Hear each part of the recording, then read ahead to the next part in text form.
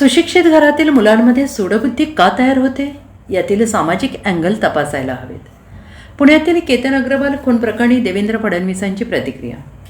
लोहगडावरून ढकलून हत्या करण्यात आलेल्या केतन अग्रवाल केस प्रकरणावर मुख्यमंत्र्यांनी भाष्य केले.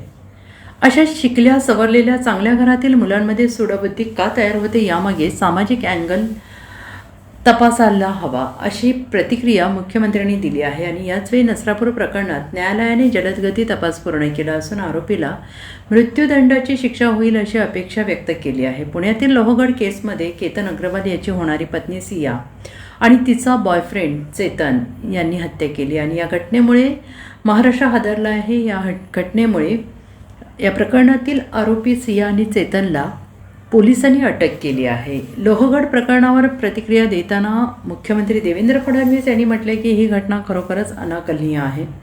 समाज म्हणून आपण कुठेतरी याचा विचार करायला हवा. शिकल्या सवरलेल्या चांगल्या घरातल्या मुलांमध्ये अशी सूडबुद्धी का तयार होते आणि यामागे गुन्हेगारीसोबतच सामाजिक अँगल तपासायला गेला पाहिजे.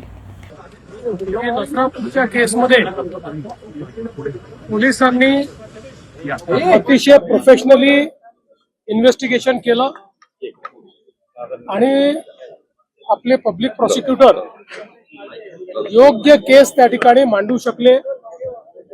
त्यामुळे सगळे जेवढे पुरावे दिले होते ते ग्राह्य धरून रेअरेस्ट ऑफ द रेअर केस आहे हे मान्य करून माननीय जज महोदयांनी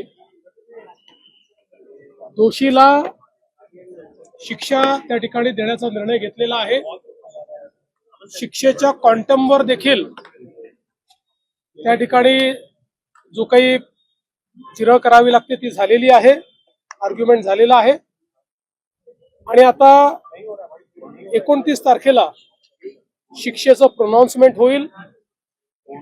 प्रॉसिक्युशनच्या वतीने प्रूव्ड बियॉन्ड डाऊट अशा पद्धतीनं केस प्रूव्ह झालेली असल्यामुळे त्या नराधमाला मृत्यूदंडाचीच शिक्षा द्यावी अशी मागणी करण्यात आलेली आहे. आम्हाला पूर्ण विश्वास आहे की ही मागणी कोर्ट मान्य करेल. पण मी विशेष आभार माननीय न्यायालयाचे मानणार आहे, कारण एकदा चार्जशीट दाखल झाल्यानंतर केस किती काळात संपवायची हे न्यायालयाच्या हातामध्ये असतं. आणि या प्रकरणी न्यायालयाने सुट्टीच्या काळातही ही केस चालवलेली आहे. त्यामुळे घटनेचं गांभीर्य समजून घेऊन न्यायालयाने अतिशय वेगाने, कदाचित सर्वात रेकॉर्ड स्पीडने ही केस चाललेली आहे. ही केस एक बेंचमार्क मानून यापुढे देखील दुर्दैवाने जर एखादा प्रकार घडला तर त्याच्यामध्ये तात्काळ न्याय मिळू शकतो अशा पद्धतीनं या केसचं उदाहरण आता सेट होणार आहे. आणि म्हणून मी माननीय न्यायालयाचेही आभार मानतो.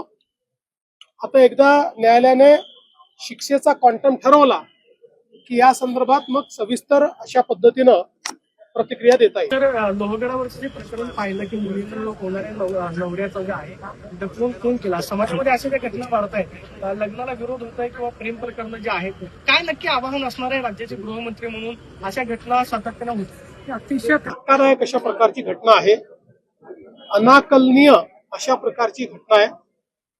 खरं म्हणजे कुठेतरी समाज म्हणून आपल्याला विचार करण्याची आवश्यकता आहे की शिकल्या सवरलेल्या चांगल्या घरच्या मुला मुलींमध्ये अशा प्रकारची दुर्बुद्धी आणि अशा प्रकारची सूडबुद्धी ही नेमकी का तयार होते, त्याच्या पाठीमागची कारण काय आहेत.